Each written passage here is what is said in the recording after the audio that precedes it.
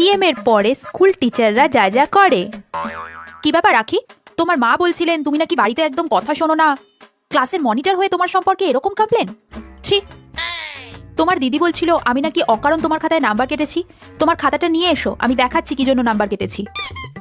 কি ব্যাপার Tina, guardian meeting এ তোমার বাবা মা এলেন না কেন? বাবার না হয় অফিস আছে, মা তো আসতে পারতেন। নাকি বাড়িতে তুমি বলোইনি মিটিং এর কথা?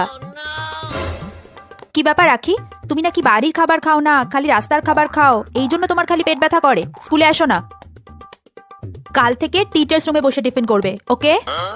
এই পৌলমি, তুমি নাকি স্কুল ছুটির পর খুব দেরি করে বাড়িতে ফেরো কেন? কি ব্যাপার? তোমাদের বাড়ির লোকেরা বলছিলেন তোমরা নাকি 4-5টা করে টিউশন পড়ো, কেন? স্কুলের টিচারদের পড়ানো তোমরা বুঝতে পারো না? তোমরা যদি কিছু পড়া বুঝতে না পারো তাহলে টিচারদের বলো আমরা বসে আছি এখানে তোমাদের বোঝানোর জন্য। বাড়িতে বাবা মার কাছে কমপ্লেন করার কি আছে? সত্যি তোমরা কি ভাবো আমাদের বুঝতে পারি না।